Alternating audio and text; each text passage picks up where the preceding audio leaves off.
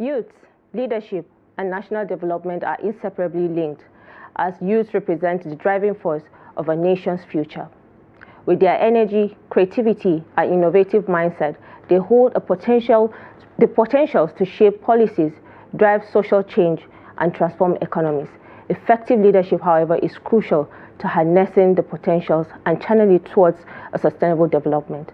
And this is one of the roles of the Mandela Washington Fellowship, which has a vibrant network of African leaders with the skills and motivation to spur growth and prosperity.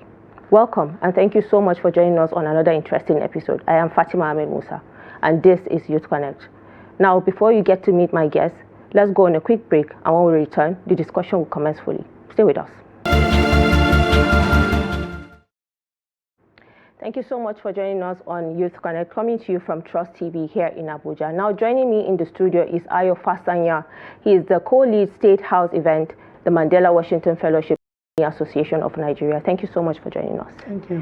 And then we have Muhammed Bukar Umara, National Zonal Coordinator of the Mandela Washington Fellowship Alumni. Thank you so much for joining us. Thank you, Fatima. Now, let's talk about leadership before we dive in fully into certain things that is coming up already. What does leadership mean to you? So the first thing I would like to say is that I believe that the wealth of a nation lies with its people.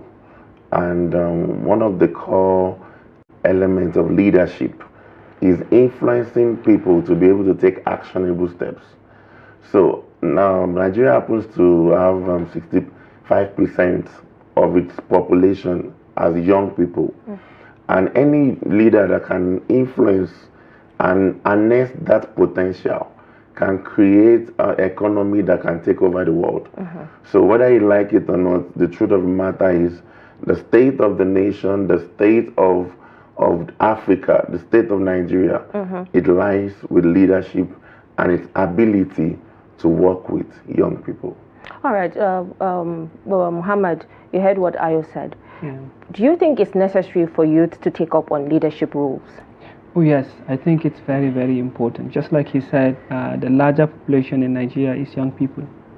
And it is actually young people who know exactly what they need. They understand their aspirations, what they need out of their futures and what have you. So that makes them very, very necessary to be in leadership positions. And like you know, the world keeps changing. And as the world keeps evolving and changing, there are certain aspirations of young people that can only be met and understood by young people themselves. So I think that makes them in the very right positions to be in leadership, in the leadership arena. Yeah.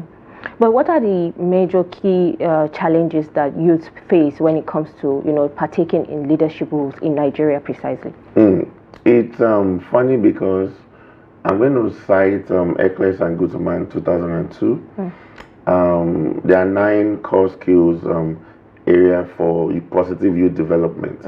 But there's 3 that they call the big 3 when it comes to development of young people, that if those 3 are missing, then you're going to find it difficult to be able to build up on young people. The first is opportunity for youth leadership.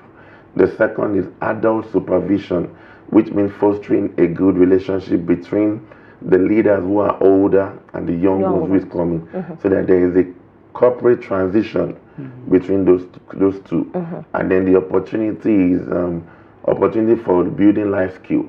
Wherever young people find the opportunity to build their skill, it's always a plus to the community, the organization, even themselves, and the nation at large. One of the problems we have in this part of the world is the lack of involvement, adequate involvement of young people. I know that some government have tried to ensure, especially this government, to involve young people, but it's still not enough. Young people need to be at the forefront. They need to take initiative. They need to have the pattern of older people to say, okay, you can do this. It's called scaffolding. When you look at the model from Jean Piaget and people like that, you help them build up. When you're building a house and you put scaffold all around till the house is fully shaped before you take out the scaffolding. I believe that those are core areas that older generation and leaders and governments have not exploited to be able to be the best of the best leaders and nations in the world. I believe if we take advantage of that, I mean, I totally agree with you on that, because we have seen when the Not Too Young to Run bill was signed, and we are still yet to see young people partake in that. But Bukar, sorry, I'm calling you that. Do you think, in your opinion, the current empowerment programs that the government tends to put out there for young people is effective enough? Yeah, this administration and of course preceding administrations have brought so many social investment schemes for young people. For this administration, I know the Nigerian Youth Investment Fund. There are other development programs like 3MTT program. But I think evaluating or measuring their effectiveness at this moment might be too early, especially when we've not seen what has come out of them. But they are very, very much in line with the 21st century models of building young people. But I think there is also still more to be done, in the sense that there has to be so much attention given to the quality of the programs rather than measuring a lot of number. A typical example is like the 3MTT program. We are targeting 3 million people with technical talents, but how effective, how qualitative is the delivery of the training? What kind of participants are gotten to be trained? Are they passionate about technology, or it's just about following the trend and train people in tech and programming and what have you? And the government, even though it's very important to train people in technical aspect, but there is a portion of development that we are always neglecting, and he has touched on some of this.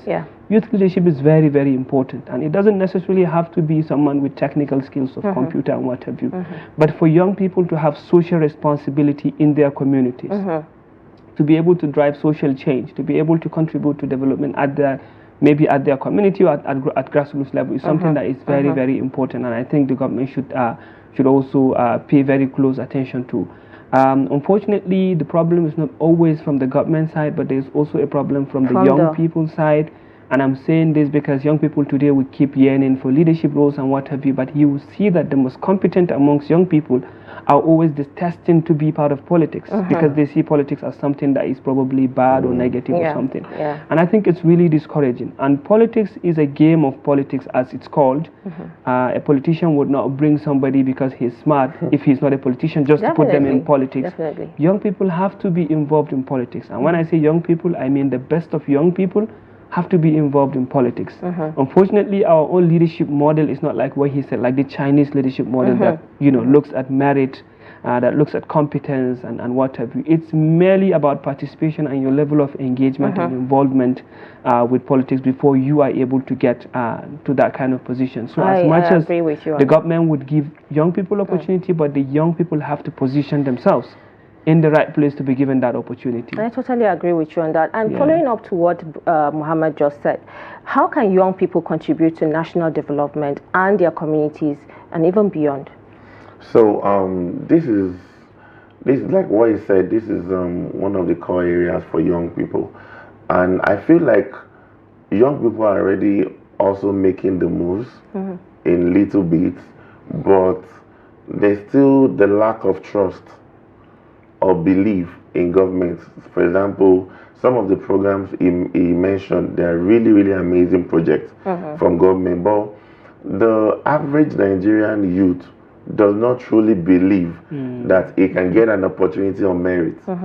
So government has to do so much more to build the trust of young people in them, to say, come on, I can, without any connection, get a loan for a student loan, get support, you know, for technical training, all of that. The problem is when young people see this and there is propaganda behind it. Now, government has a good programs all around, but the players, the key players, often tend to politicize it. So, and every time you see that, there's a knockback from young people. For example, but if you check the media, for example, check music, check, you know, some sector, entertainment, you will see that young people are thriving. They want to get Nigeria. I mean, Nigeria, if you look at media, we're taking over the world by storm.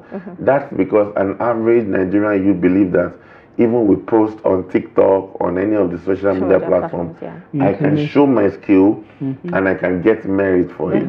Government should provide that same level playing ground. Go to our agriculture. get them to be able to involve directly in those procedures.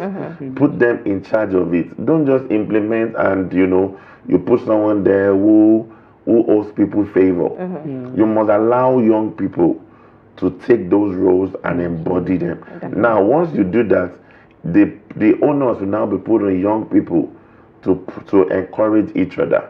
Young people, but through peer-to-peer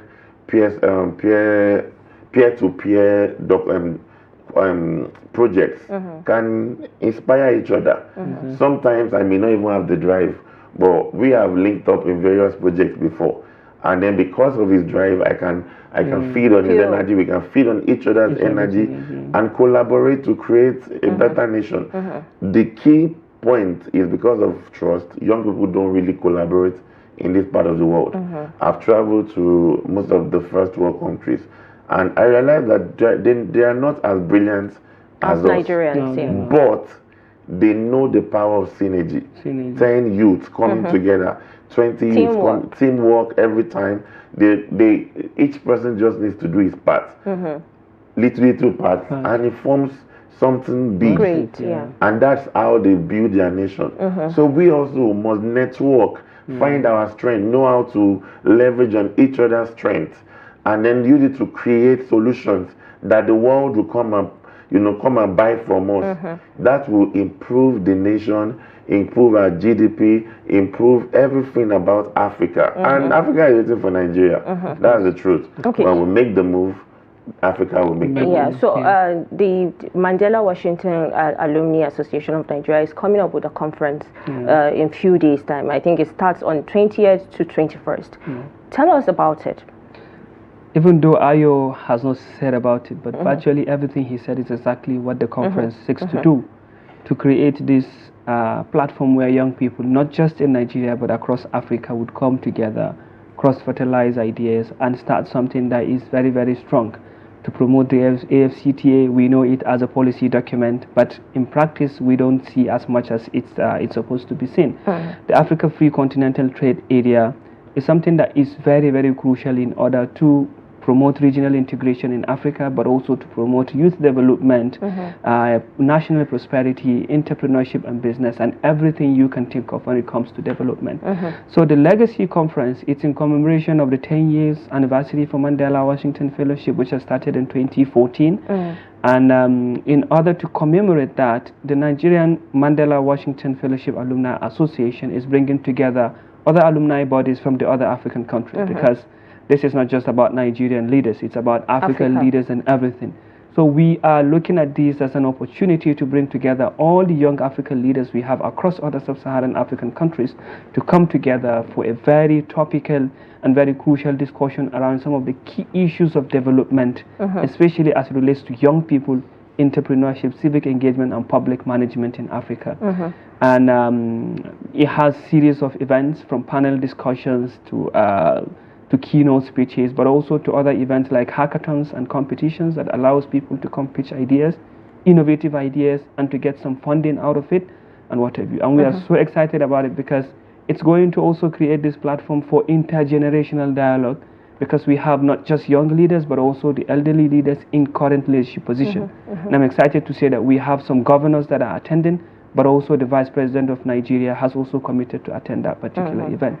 So it's something that is just sort of answering some of these questions and some of these discussions that he just raised around collaboration, which is a very, very important aspect of development, especially for young people in Africa. Okay, so Ayo, I think Muhammad has said a lot of it, but then tell us your involvement in different projects and how impactful has that been so far for the Mandela Washington? So, first of all, we need to understand that the Mandela Washington Fellow is selected young people, sponsored and trained by the U.S. Department of State. So it's a very highly competitive fellowship. I remember during my own selection stage during the year, 36,000 people applied, and were only 55 that was chosen and sent to various institutions in the U.S. To train for a period number of time, and we've come back.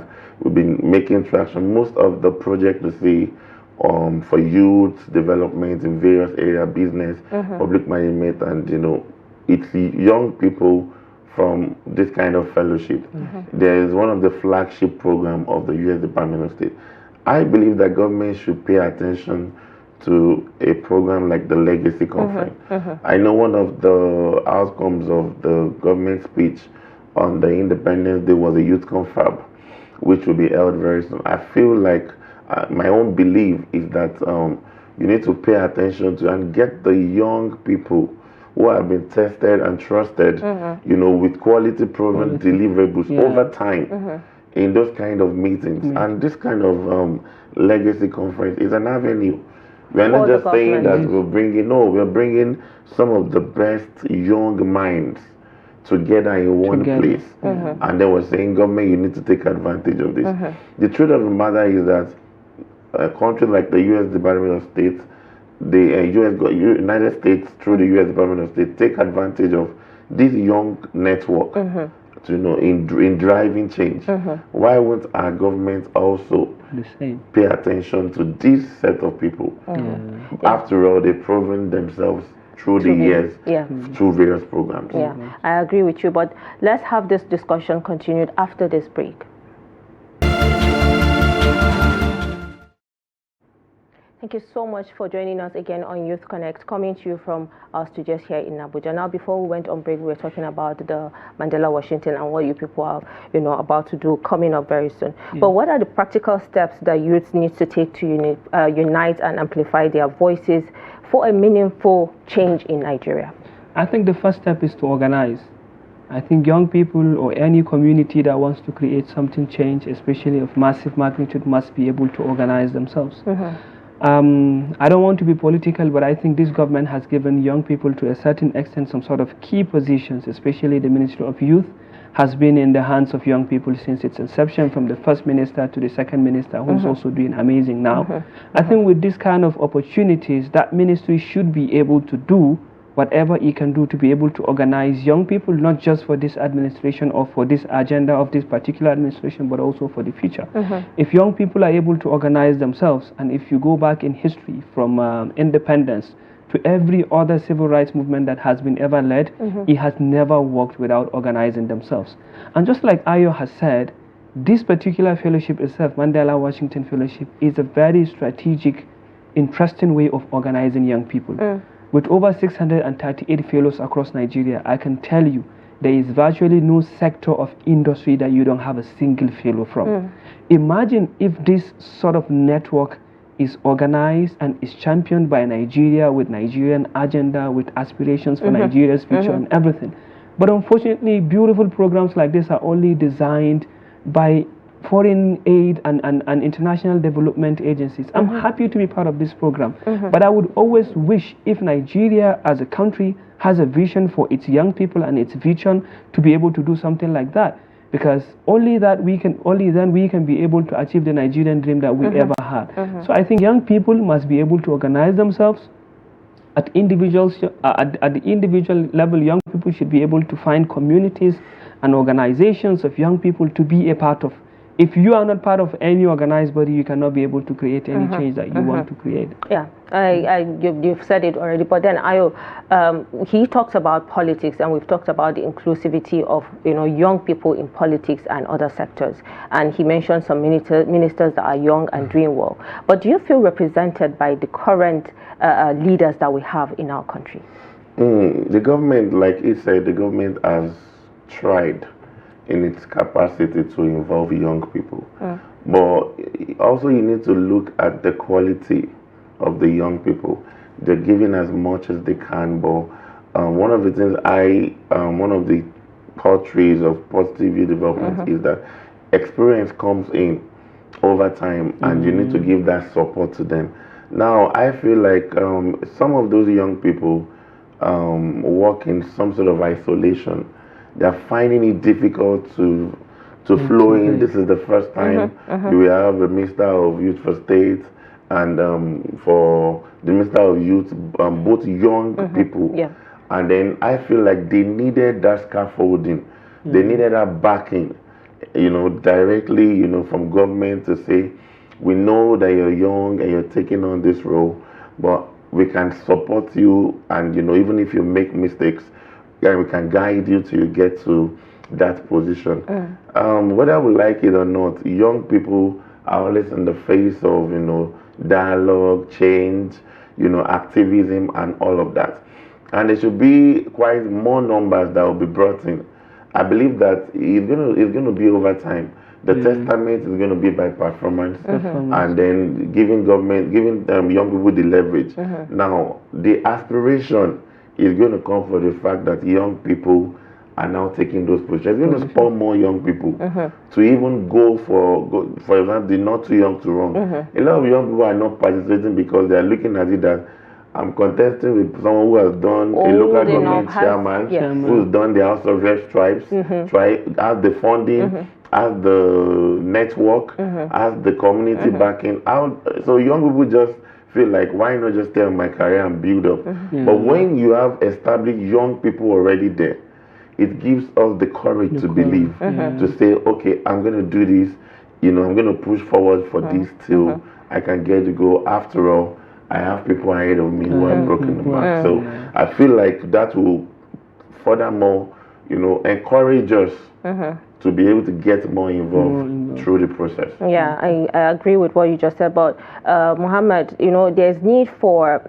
private organizations, NGOs to collaborate with, youth to promote development initiative. What's your take with what is happening so far that we see happening in this country? Yeah, without any statistics or data, I can tell you, even as it is now, the biggest collaborators for young people are usually the NGOs and the private sector organizations. There is a lot of synergy between them, and it's so unfortunate that we don't have similar with the government.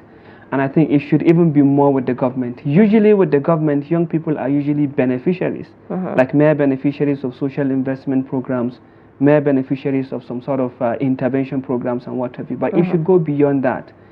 The government should have more synergy to work with young people to be able to infuse and integrate their ideas into their programming, into their decision making and policy making, beyond just having them as just beneficiaries of social investment programs. The private sector, however, and the NGOs, you see there is a lot of collaborations, and which is why recently you see that the appetite for young people to work for the government has drastically reduced. Young people are more into looking for opportunities to do entrepreneurship, work with private organizations, work with NGOs and what have you. And that tells you that they have more trust in those systems than they do in the government system. And I think it's a bad thing, because young people should have a trust in the government, because the government is the largest arm of social development you can have. As much as the NGOs and the private sectors would do whatever they would do, it is the government, however, that will give and provide that ecosystem for both of these industries to be able to survive and also to thrive. So I think the government should be able to create a lot of that level playing ground for young people to be able to interface with the government, for young people to see the government as the largest arm of social development, not NGOs, not private sectors. But of course, it's something that is really, really interesting to see how young people are involved in civic engagement, how they are involved in entrepreneurship, and how it's really, really creating the change that we need in this country. Today, we have a lot of young people who are basically working with organizations elsewhere across the world as remote workers. And these guys are contributing to national economy, whether we like it or not, because the inflow of what we get from them is contributing to Nigeria's economy. This is something that the government should try as much as possible to make it seamless for young people, not to make it very hard. But if you speak with remote workers today in Nigeria, the frustrations they would express for you is usually around some of the restrictions for you to even work for an organization outside Nigeria, to get money into Nigeria, which is something that should not be there.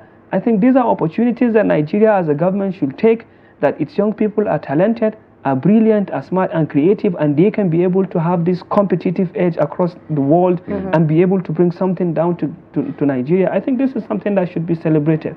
Even JAPA of a teen has its own positive side, that young people in Nigeria have the skills and whatever to be able to go and contribute elsewhere in the world. And in the end, if the government has provided a very good framework for young people to do this in a very good way, it would reduce a lot of the illegal immigration that we have. Certainly. A lot of people are resorting to illegal immigration routes because they don't have the legal way, and there is no framework that allows them to do it in the right way, so they have to opt for that wrong way. Well, definitely, you've all said it all, and I'm sure the government is watching and listening to what we are saying, because they have to listen to the youth at the end of the day. Thank you so much, Ayo Fasanya, for joining us, and thank you, Muhammed Bukar, for joining. Now, this is where we have come to the end of today's episode. Do join us again next week for another interesting episode. And don't forget, leadership is not just an option. It's a necessity for building a resilient and inclusive, for a progressive society. Now, this is much I have for you. Do join us again next week. Bye for now.